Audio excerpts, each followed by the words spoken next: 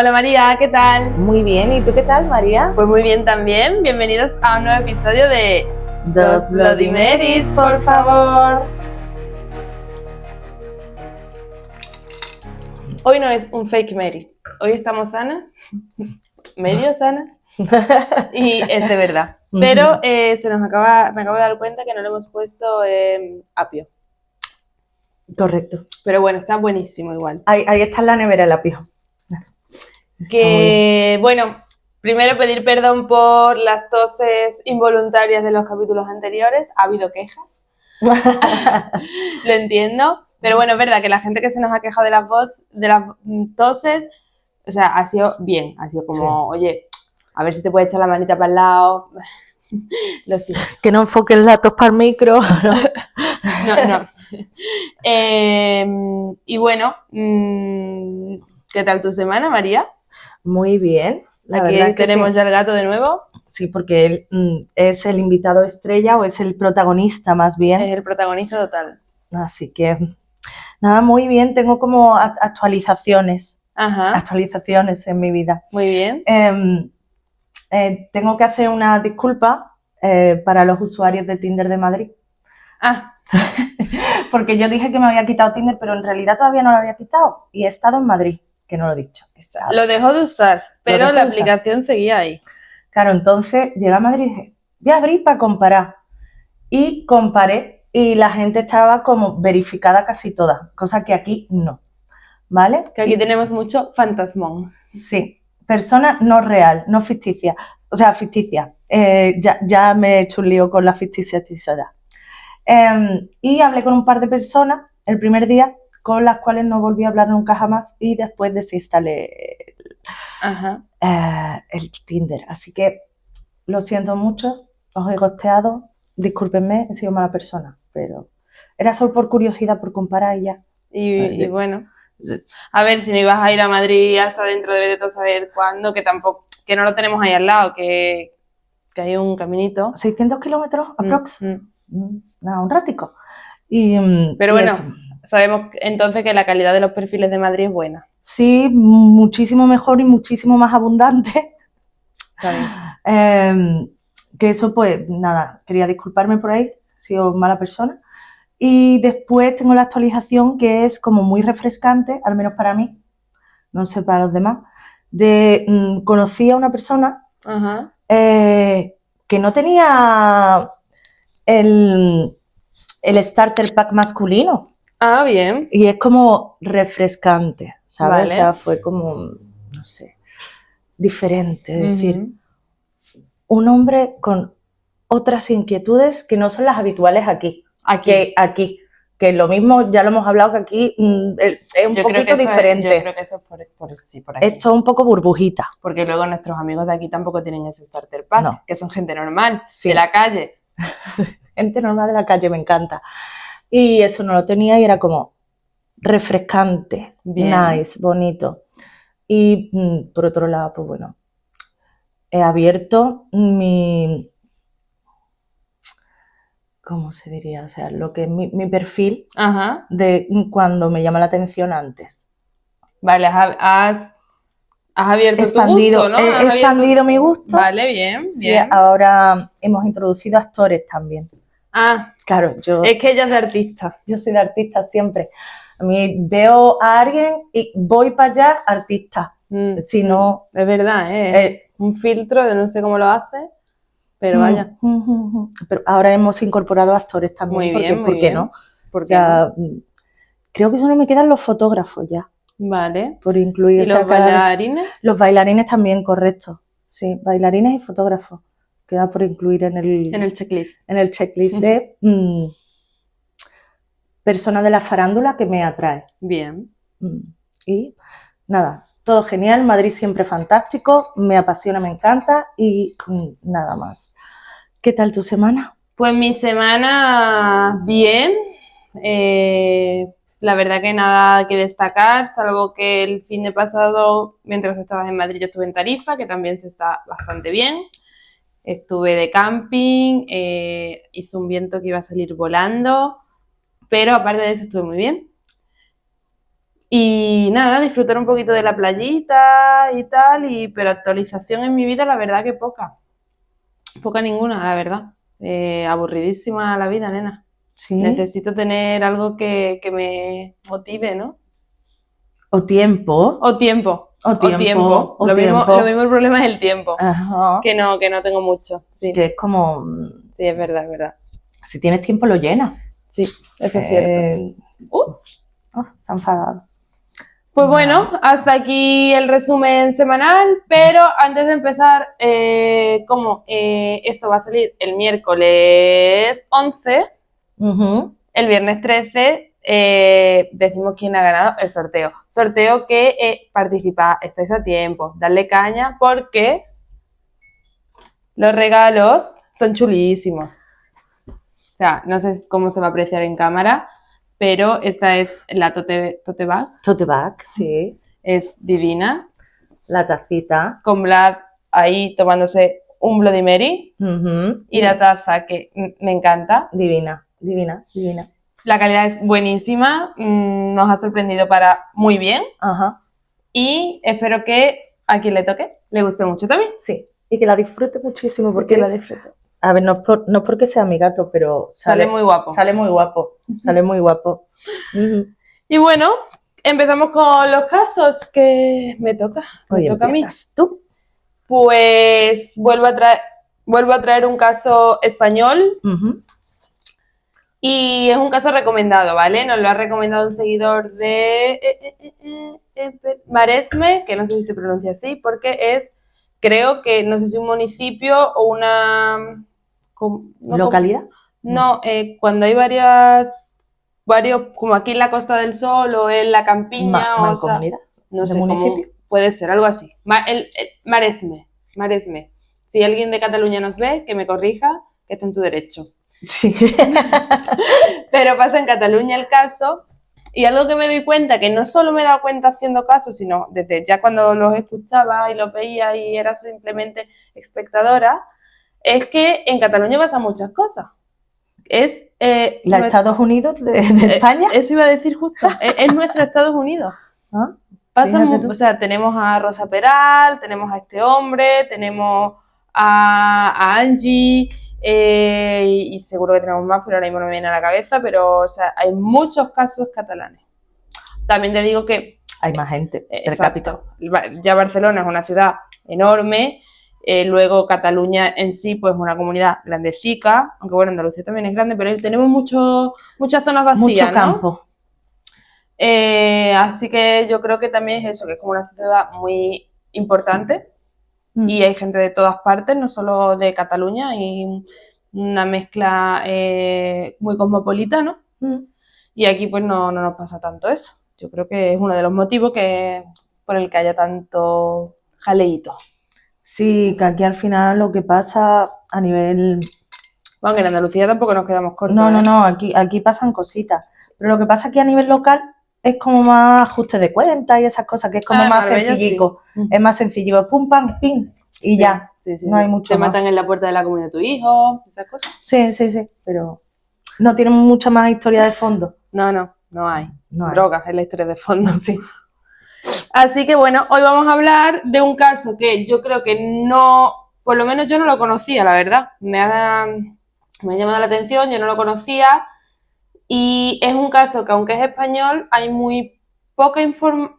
No es poca información, porque sí que hay bastante información, pero, o sea, hay muchas páginas, pero muy poca información fidedigna. Vale. No está muy contrastada, ¿verdad? Que es un caso que pasó en el 94. Entonces, pues yo creo que tampoco los medios no eran los mismos que a día de hoy. De la vida del autor de los hechos se sabe bastante poco, no hay mucha historia, en algunas páginas te dice una cosa y en otras te dice otra. Entonces voy a pedir perdón de antemano por si hay algo que no lo digo bien o no se entiende o la cago, pues lo siento, pero es que la verdad que me ha costado bastante montar todo de forma coherente. Bien. Vamos a hablar de Andrés Rabadán, o el loco de la ballesta. Y antes de que lo preguntes, no le toca nada a José Rabadán, el asesino de la katana. Vale, que digo, la ballesta, la katana, ¿han salido de The Walking Dead o cómo? No sé, solo comparten apellido, bueno, solo no, comparten apellido y amor por las armas. Y si me preguntan, no elegiría yo apellidarme Rabadán por razones un poco obvias, la verdad. Joder. De hecho, Andrés tiene un hermano que se llamaba José Rabadán, pero era otro José Rabadán. Claro, es que tiene que haber un montón aquí en España. Pues yo sinceramente nunca he escuchado ese apellido, quitando al de la katana. Yo sí tenía un compañero en el colegio. Que era Rabadán. Pues allí en Sevilla no hay Rabadanes. Pues bueno, Andrés Rabadán nació en Premià de Mar, en Cataluña, en 1973. Muy bien. Fue el menor de 3 hermanos y no he encontrado nada, como te digo, de la infancia de reseñable hasta que cuando Andrés tenía 8. Cuando Andrés tenía 8 años, su madre se suicidó ahorcándose, ¿vale? Vale. Entonces, desde ese momento, el padre se hizo cargo de los niños, se conoce que el padre era una persona bastante violenta, que tenía bastante mal genio y, por ejemplo, la madre de Andrés, cuando se quedó embarazada del primero, que no sé si era la niña o el niño, porque eran 2 hermanos y una hermana, el padre, no sé, que el padre, esta es otra, en algunos sitios pone que se llama Matías y en otro pone que se llama, ¿cómo era? Marcial. Entonces voy a decir Marcial porque había más sitios que ponía Marcial que Matías. Y Marcial como que es más de la época, ¿no? No lo sé, pero bueno, no es muy importante cómo se llama el padre, pero El padre. el padre. Entonces, cuando la madre se quedó embarazada del primer hijo, el padre la abandonó. No se quiso hacer cargo de la paternidad, la abandonó y los hermanos de la madre tuvieron que ir a buscar, que se presentaron en la casa del hombre, a decirle que volviera con su hermana y que se casaron. Vale. La hermana mayor de Andrés ha relatado posteriormente que la madre intentó en varias ocasiones dejar al padre, pero que no contaba con los medios económicos suficientes para hacerlo. Y después de que falleciera la madre, la hermana de Andrés dejó la casa ya familiar y dejó a sus 2 hermanos con el padre. Vale. Y ella como que después se sentía un poquito culpable por esto, porque decía que ella se había hecho cargo de Andrés cuando la madre murió, que como que quizás él sintió que la abandonó, tal, pero bueno, tampoco pienso que era su responsabilidad. El padre estuvo con diferentes mujeres, relaciones esporádicas, hasta que se mudó con los hijos a una urbanización bastante aislada. Andrés perdió todos los amigos que tenía de la infancia porque era un sitio nuevo y Andrés se dedicaba principalmente a merodear en solitario, le gustaba sentarse en los acantilados a ver el mar, estar solo todo el rato, la verdad que no tenía amigos, que era un chaval muy, muy solitario. Vale.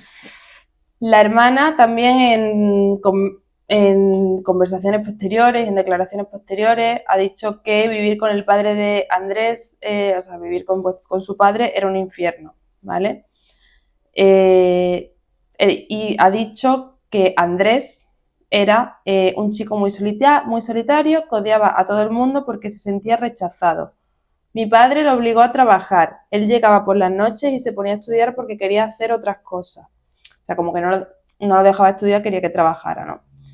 Cuando mi madre se suicidó, ni lloró. En cambio, se emocionó el día que le regalamos un microscopio. Yo le decía que la mamá se había ido al cielo y él me replicaba que no, que se había colgado. No se expresaba, lo llevaba todo dentro y yo no supe ver que acumulaba tanto dolor. Entonces, bueno, pues un niño retraído, que le costaba socializar, digamos, y nada. Andrés crece y nos situamos en 1994, cuando Andrés tiene 21 años, ¿vale? Vale. Ese año Andrés se autorregaló por Reyes una ballesta, porque qué mejor regalo hay que una ballesta. Bastantes. Yo, sí, que estaba diciendo, bueno. Y ese año, un día cualquiera, el 7 de febrero de 1994, un día antes del cumpleaños de María, Sí. Andrés estaba comiendo con el padre y le pidió un vasito de leche. O sea, Andrés al padre, ¿vale? Y el padre pues le trajo el vaso de leche demasiado caliente, que esto es otra cosa que difiere en algunos sitios. En algunos sitios pone que estaba demasiado caliente y en otro que estaba demasiado frío. Pero bueno, Andrés, en vez de o bien esperar un poquito y soplarle o meterle un minutico más en el microondas, lo que hizo es que se enfadó muchísimo, fue al cuarto por la ballesta y le disparó al padre en la sien. ¿Por qué no? El padre seguía vivo, entonces Andrés cogió y le pegó un tiro más en la frente y otro en la nuca. Hizo un 360, ¿no? Sí, se va dando vueltecitas. Wow. Wow.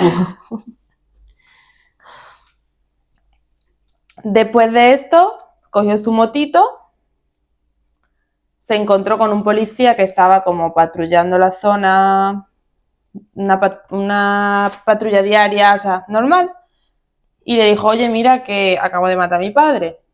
La policía, ¿qué me estás contando? Le explicó todo esto que te acabo de contar.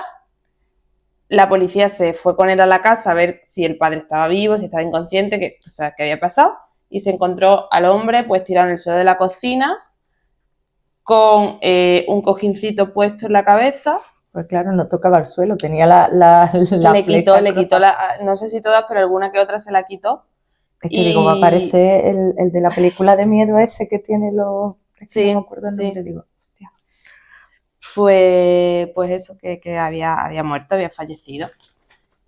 Si ese hombre seguía vivo después de eso... No podía.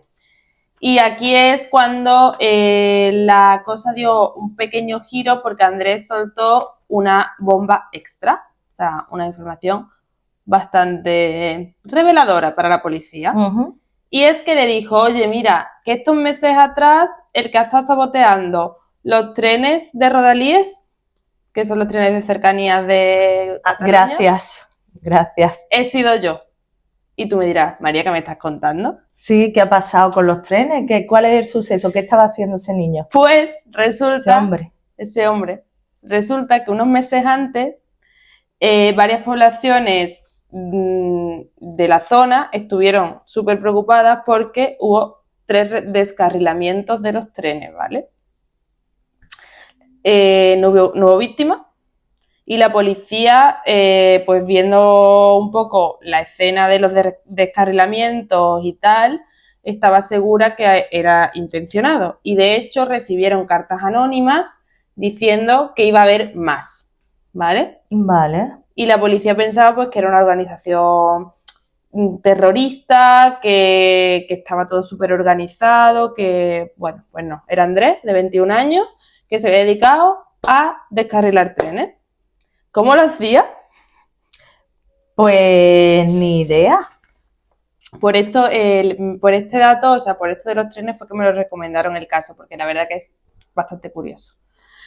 El modus operandi de Andrés era que por la noche de madrugada se iba vestido de negro entero con su bicicleta y se acercaba a un punto escogido que normalmente era entre 2 pueblos cercanos, ¿vale?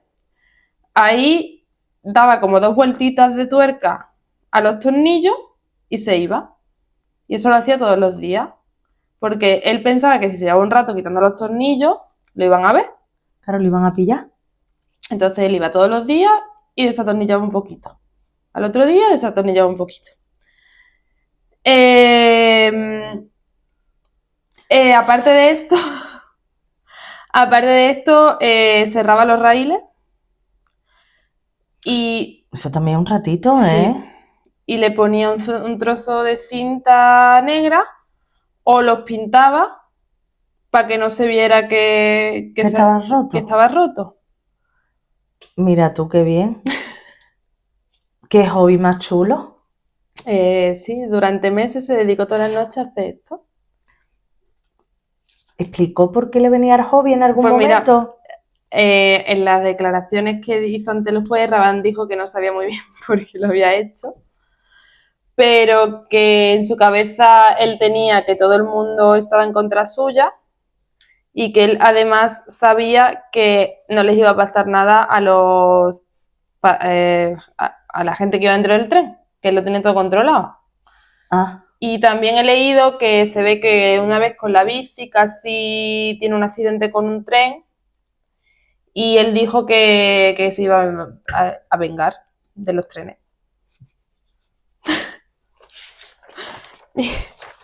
Y esta pues sería su venganza, supongo. vale. ¿Vale? O sea, me topo con un escalón y me enfado con los escalones y a partir de ahora me pongo a romper escalones. Además, su intención ya lo ha dicho, que no era matar a la gente que iba dentro. Él era pues joder el sistema de Renfe. Está muy bien. Andrés Ojo, y fue... muy bonito. bonito. Muy bonito. Andrés fue evaluado por expertos en salud mental, obviamente, porque esto no era normal.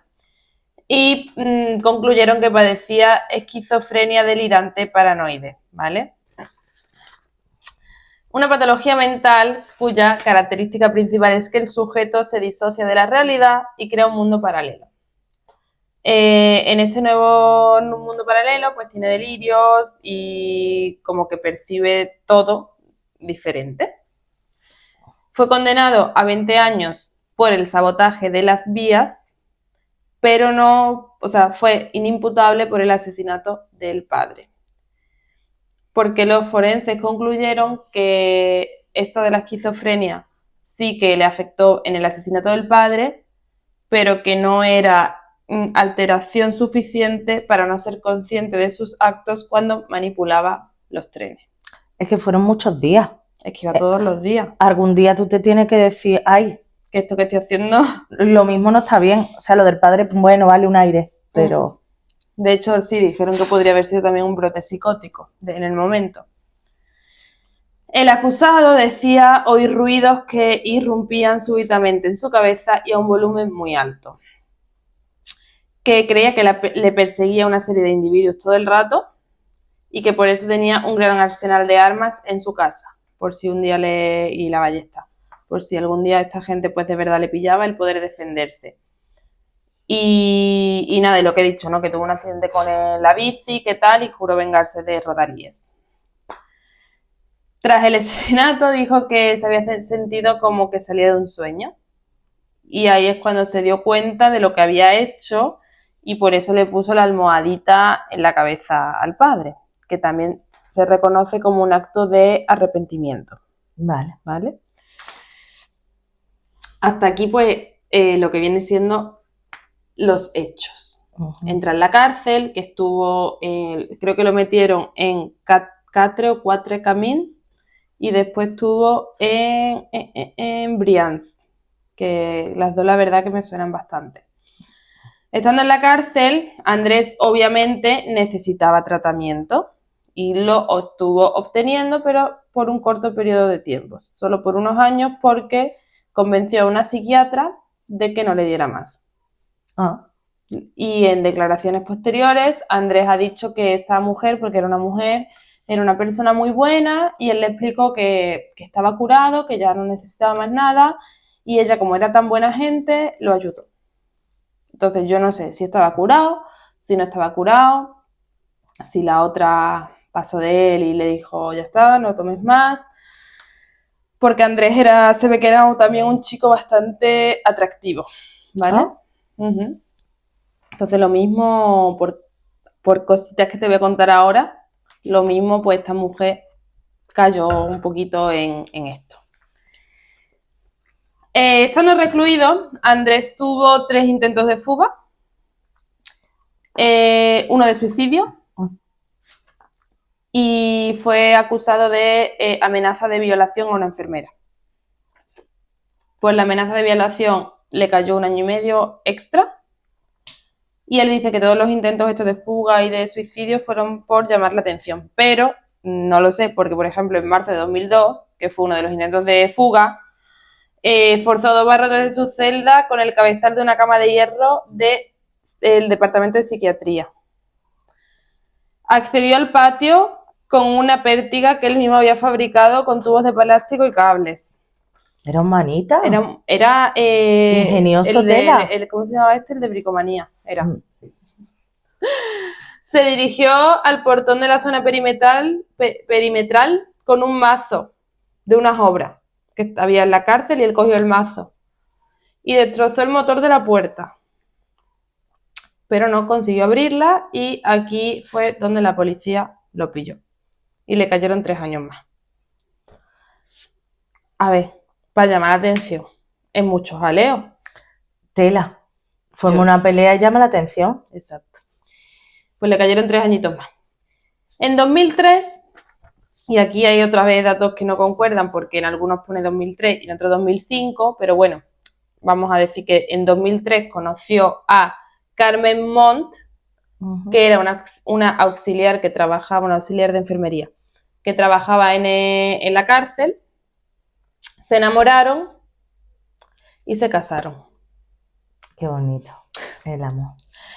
En entrevistas que dio después Andrés, dijo que otra de las formas que había tenido en la cárcel, porque Andrés pintaba, Andrés leía, Andrés escribía, porque decía que ver la tele era una pérdida de tiempo, y como que en eso él se refugiaba, pues otra forma de refugiarse en la cárcel había sido el sexo. Que yo creo que hasta el momento el chaval era virgen. Por cositas. Por cositas. Entonces yo creo que descubrió el sexo con esta tal Carmen y... Estaba todo el día en enfermería, todo el día malo. Todo el día malo, estaba el chiquillo. Ay. Se casaron, tuvieron un hijo, la hermana fue a la boda, en la cárcel y todo, y la hermana, por ejemplo, sí que dijo que había conseguido... Qué bonito, o sea, qué barato el convite, ¿no? Ya ves, unas monjas creo que lo casaron. Ay. Bueno, no sé si las monjas pueden casar, pero a lo mejor las monjas, algo organizaron las monjas. Y la hermana, por ejemplo, después ha dicho que perdonó a Andrés, que piensa que estaba mal, realmente. Y bueno, total, que se casaron, tuvieron un hijo, pero que a los pocos años se divorciaron. Yo creo que todo el mundo, menos ella, sabía que esto no iba a ningún sitio. A ver, un matrimonio con un preso... lo veo difícil, Tiene un nombre esto, el síndrome de algo. Pero no me acuerdo, sí. Bueno, hay muchísima gente que lo tiene. Sí. Pues en 2010 Andrés consiguió o empezó a obtener permisos para salir de la cárcel, siempre bajo supervisión de un profesional, digamos, pero ya en 2012, en agosto de 2012, se cumplió el tiempo máximo que tenía para estar en la cárcel y salió en libertad. Poco más o nada se sabe de la vida de Andrés post cárcel, pero sí te voy a contar que en la cárcel escribió 2 libros, uno que se llama ¿cómo era? Historias desde la cárcel, donde habla en un tono irónico, cómico, sarcástico de su vida en la cárcel y su relación con los funcionarios y todo esto, y otro que se llama Las 2 vidas de Andrés Rabadán, que creo, no sé si es entero novela, ¿cómo se llama? Novela, cuando es un dibujo. ¿Gráfica? Novela gráfica o que es un libro con dibujos, porque hay muchos dibujos. Y de este libro se hizo después una película en 2009, que se llama así, Las 2 vidas de Andrés Rabadán.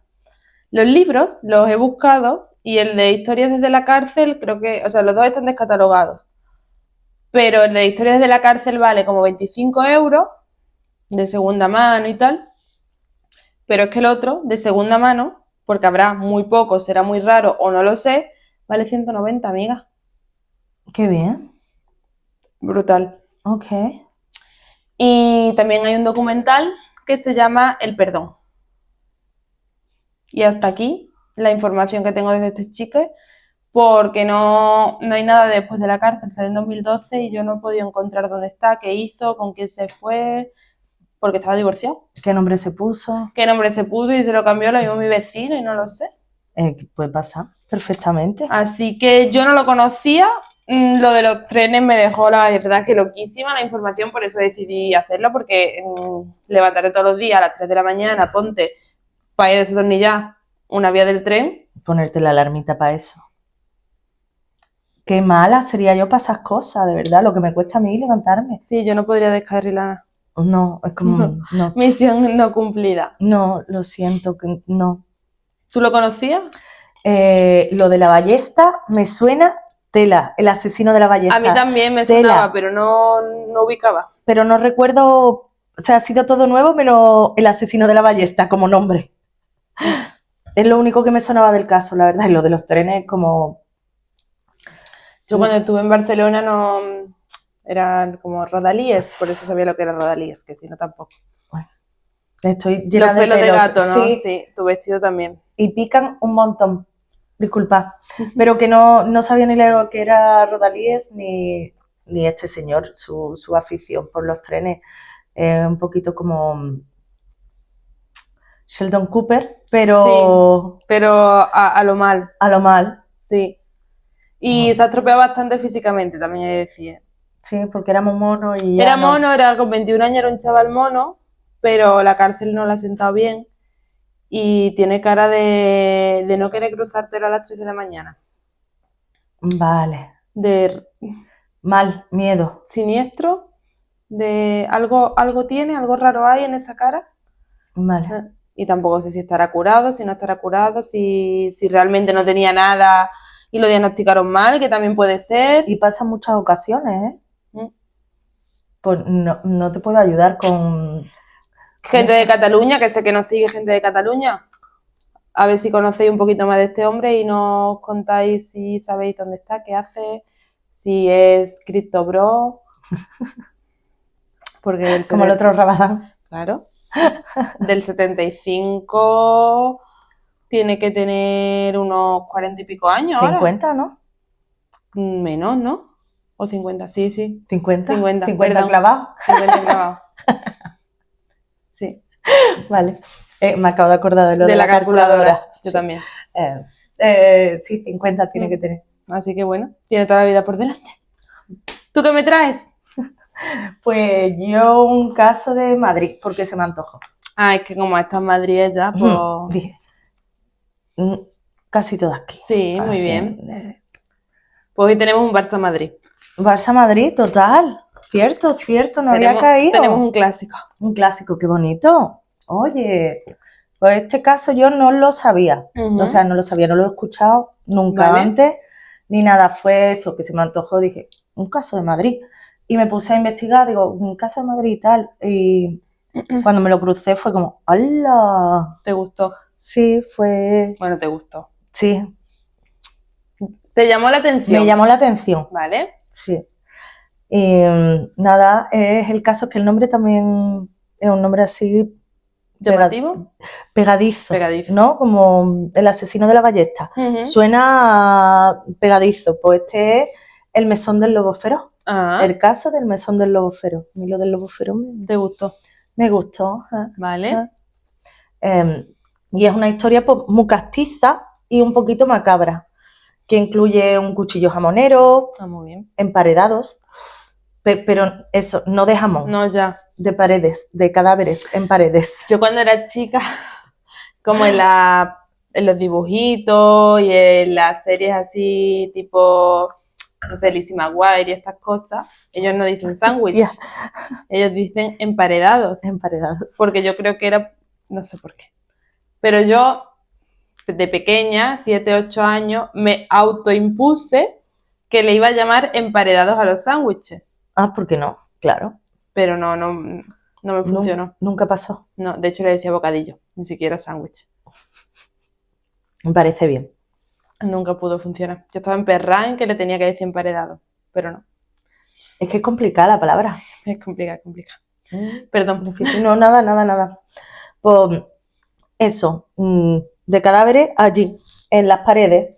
Y nada, si pensabas que la movida madrileña era Alaska y Pedro Almodóvar de fiesta por Madrid, había más cositas. Ajá. Y pues empezamos, que estamos en Madrid de los años 80. Vale. ¿Vale? muy bonito. Y antes de meternos en harina o en yeso, pues vamos a explicar un poquito lo que era el temita. Pues la ciudad acababa, bueno, la ciudad, España entera, acababa de sacudirse de la dictadura, ¿vale? Sí. Total. España era un adolescente viendo la libertad, o sea, sí, estrenando libertad. ¿Qué pasa? Madrid, lo mismo que Barcelona, mucha gente junta, todo pues, más revolucionado, o sea, una revolución espectacular.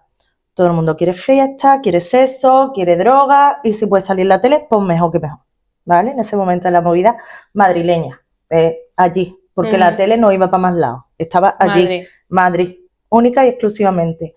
Todo parecía súper glamuroso, pero además de eso, que nos vendían o que se veía por todas partes, pues había heroína por cada esquina, sí, bares con olor a fritanga y vino barato, la prostitución por las calles por todos lados y sobre todo en el barrio de La Latina y Lavapiés. Era donde estaba un poquito más presente todo esto, allí. La policía todavía estaba aprendiendo a ser democrática, todavía no... De no meterte en una fosita común a la primera de cambio. Sí, todavía no tenía esas cosas muy bien aprendidas, estaba intentándolo, ¿vale? La gente de la calle, si veía algo raro, seguía con la boquita cerrada porque no se fiaba demasiado de la policía ni de la gente. Era como, a ver qué va a pasar, que aquí han dicho que, pero todavía no estamos seguros. Y así fue donde nuestro protagonista empezó su cosita chula, que nuestro protagonista se llama Santiago San José Pardo, ¿vale? Un tipo que no lo aguantaron ni en la Legión, ¿vale? Era un señor muy majo. Pues yo, para no aguantarte de la Legión, no veas, ¿eh? ¿Verdad? Yo pensaba lo mismo. Que la Legión recogen a cualquiera. Ahí termina lo mejor de lo mejor. Pues Santiago San José Pardo nace en los años 50 con un parto, un parto terrible, que fue muy, muy malo. De hecho, pensaban que iba a morir su madre, pensaban que iba a morir el niño. Fue muy complicado y tuvo falta de oxígeno. Y esta es una de las cosas que los forenses dicen que puede ser que llevara a problemas neurológicos que tenía Santiago, ¿vale? Cosita. Puede ser que fuera lo desencadenante de este tipo de problemitas que tenía. Pero bueno, su infancia fue, lo hemos visto muchísimas veces, el manual de cómo no criar a un hijo, padre ausente, madre controladora, fría y exigente, ¿vale? Cero cariño y 1.000.000 de reproches. ¿Vale? Era a tope. A tope. Él crece solitario, no tenía amigos, no encajaba en ningún lado, hosco y con una relación con su madre digna de culebrón, ¿vale? Amor-odio, porque tenía una dependencia tremenda de su madre para demostrarle que era merecedor de su amor y mucha, mucha bronca. Se peleaban que al parecer casi llegaban a las manos o no, esto igual está como ahí que no se sabe dónde estaba la verdad o la exageración. Vamos, que Freud se habría hecho de oro si lo hubiera estudiado, la verdad. En la adolescencia, pues chaval, seguía sin cuadrar en ningún lado. Seguía sin amigos, no cuajaba, no nada. Vale. Él, su sueño era ser marino. Vale. Pues en Madrid no hay mucho mar. Pues él lo intentó, pero el mar lo devolvió a la orilla. Es que el mar lo devuelve todo, amiga. Y lo trajo otra vez de vuelta, dijo, y entonces fue cuando salí toda la Legión, ¿vale? Y la cabra dijo no. No. Él estaba buscando disciplina y redención, vale. Pero en 1984 lo echan de la Legión por esquizofrenia paranoide, casualidades de la vida y problemas de conducta. Vale. Porque además de tener la esquizofrenia, al parecer no llevaba bien lo de las órdenes. Pues mira, ambas cosas que quería hacer eran muy cosas de muchas autoridades, o sea, de tener mucha autoridad por encima y muchas órdenes, porque los marineros tienen unas órdenes muy estrictas y la Legión pues también. Y yo imagino que esto le vendrá que toda su vida ha estado pues a las órdenes de la madre y al final salirte de ahí no es tan fácil. Entonces no... se ve que él era como, quiero ser esto, pero como el mando superior del tirón, ¿no? Claro. Es como yo llego y arriba. Y no. O no pensó que había que empezar desde abajito.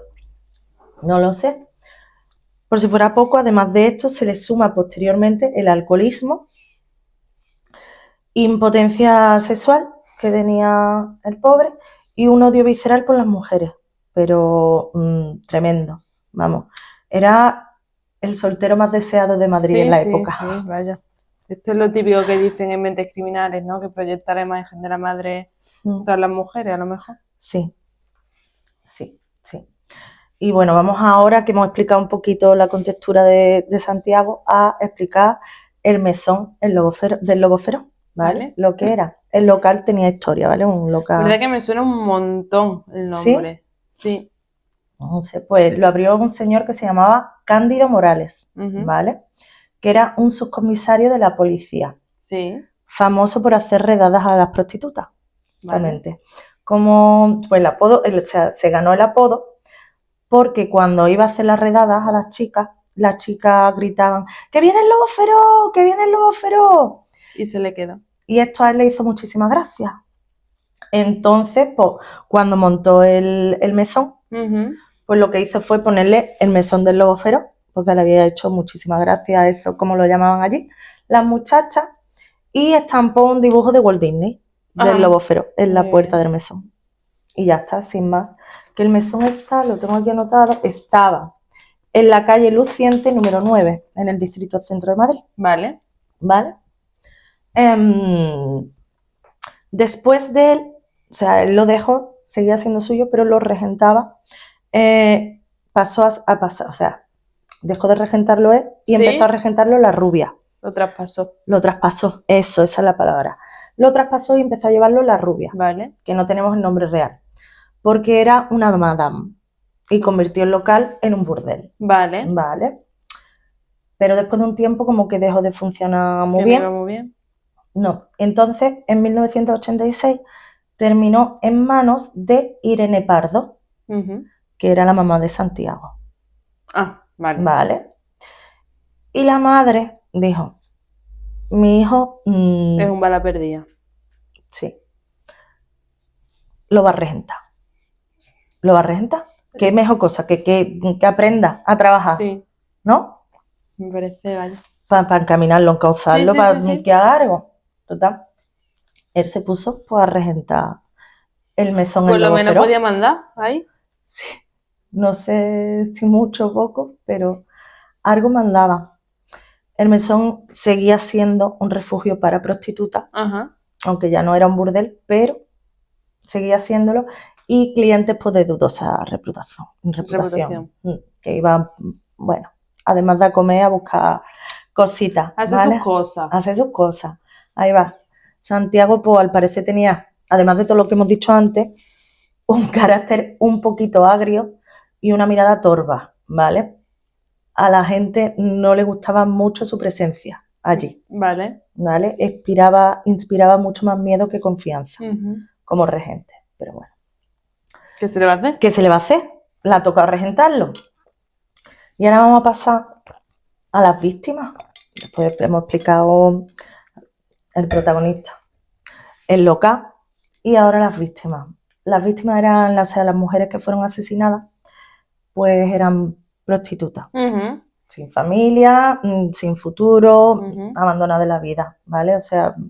Que no tenían nada. Que no tenían nada, efectivamente. Mariluz Varela Alonso, de 22 años, era madre de 2 hijos y es la única que está identificada, o que fue identificada en el momento. ¿Su vida cuál era? Pues nada, portales fríos, miedo, clientes babosos y hace lo que podía. Ya. Porque no... A lo que le daba. Y mucho miedo. Ya está. Nadie denunció su desaparición, nadie la buscó, nadie se preocupó por nada. La otra víctima jamás pudo ser identificada, ¿vale? Y claro, la policía de la época, una prostituta menos, un problema menos. O sea, no se preocupó nadie de absolutamente nada. Pero vamos, que creo que a día de hoy tampoco es que haya cambiado mucho esta situación, que suelen ser las personas a las que nadie busca. Sí, nunca. No solo en España, en cualquier sitio, vaya. Sí, sí. Personas O sea, de perfil. nadie se preocupa, pero bueno. Pero esto, perdón que pregunte, o sea, ¿cómo se encuentran estas mujeres? ¿Cómo que cómo se O encuentran? sea, ¿cómo descubren los cadáveres? Ahora vamos. Vale, No, estoy explicando quiénes eran, o sea, el tipo de personas, y ahora voy a explicar su modus operandi y cómo fue. Es que como me has dicho, la policía no se preocupó, digo, no sé si es que no se preocupó, porque me refiero, pasaron varios años hasta que encontraron el suceso, pero me refiero, ha desaparecido una de las chicas que está en la calle. Que nadie denunció, nadie se preocupó, nadie dijo nada de que esas chicas ya no estaban ahí. Y supongo que la policía tendría los registros también, porque hacían registros de las prostitutas que trabajaban en la calle y demás, y aun faltándole una persona que saben que es asidua, que saben que tiene una necesidad, no se preocupan por su desaparición tampoco. A ver qué ha pasado. ¿Sabe? Como no importa nada. Pero bueno, por si fuera poco, Santiago intentó asesinar a una tercera chica, ¿vale? Que era Araceli Fernández Regadera, que por suerte sobrevivió, y ella fue la que, bueno, por la que pudieron destapar el horror. ¿Vale? Santiago pues tenía un modus operandi, que era primero ir a buscar a prostitutas a la calle de la Cruz, que iba siempre a ese punto que está cerca de la calle del Sol. Y las convencía, cada vez le costaba más, porque a las chicas no les gustaba mucho el trato que daba esta persona, pero les prometía dinero fácil y que les pagaba el taxi de vuelta, ¿vale? Después se la llevaba al mesón, y una vez en el mesón, o bien ya iba borracho y seguía bebiendo, o bien abusaba muchísimo del alcohol, o sea, para empezar allí. Y después, frustrado porque no había podido consumar el acto sexual, y por supuesto era culpa de las chicas. Es que si tú me dices que tenía impotencia, o sea, que era impotente, y encima bebes alcohol, el alcohol, que yo sepa, no ayuda mucho. No, además, pero él era alcohólico, o sea, sí, no es que bebiera alcohol, es que ya era siempre. Y por supuesto, pues eso era culpa de las chicas. Obviamente. O sea, yo no he podido consumar el acto sexual, es culpa tuya. Que, no sé, pues sacaba un cuchillo jamonero de 25 centímetros, que era el mismo que usaba allí para jamón y para las tapas, ¿vale? Que no era que tenía uno especial, le valía para todo, multiuso. Y las apuñalaba por la espalda sin darle oportunidad, pues, a defenderse. Después, como era muy manita, el chico, también es que la gente es muy apañada, muy manita en estas cosas. Envolvía el cuerpo en plástico, le echaba yeso por encima y lo emparedaba entre cajas de cerveza y escombros en el sótano, y le hacía una parecita. Algún día se quedaría sin sótano, ¿no? O sea, si seguía haciendo eso. Bueno, pero como solo le dio para dos, ya. Todo. Después derramaba cerveza y echaba lejía. Para el olor, ¿vale? Y nada, pues. Y el olor a fritanga, pues sí, también ayudaba. Y que la gente tampoco baja al sótano, ¿para qué? ¿No? El local seguía abierto, la clientela seguía bebiendo y nadie sospechaba que estaba sobre un after macabro y que tenía allí los cuerpecitos emparedados.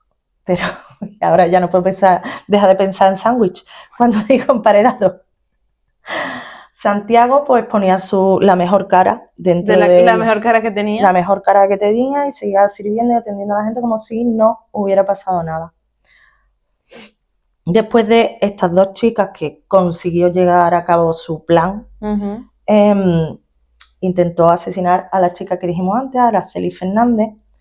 La llevó, pues el mismo modo operante, fue a buscarla, se la llevó, y cuando no pudo consumar el acto, pues empezó a intentar asesinarla. ¿Qué pasó? Que Araceli lo vio. Vale. Y empezó a pelearse con todo lo que tenía a mano, o sea, con uñas, dientes, las sillas del local, se defendió. Entonces una vecina que escuchó el jaleo en horas que ya estaba el local cerrado, llamó a la policía, ¿vale?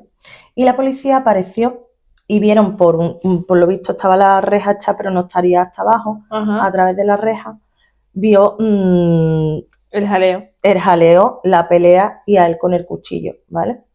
Entonces lo pillaron pues con las manos en la masa. Sí.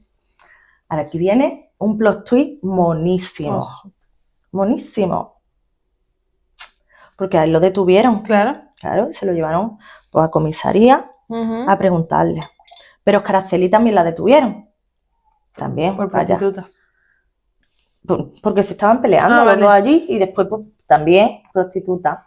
Fue detenido y llevado a comisaría. Pero en un alarde de torpeza policial decidieron soltarlo al poco después. Muy bien. Sí, sí.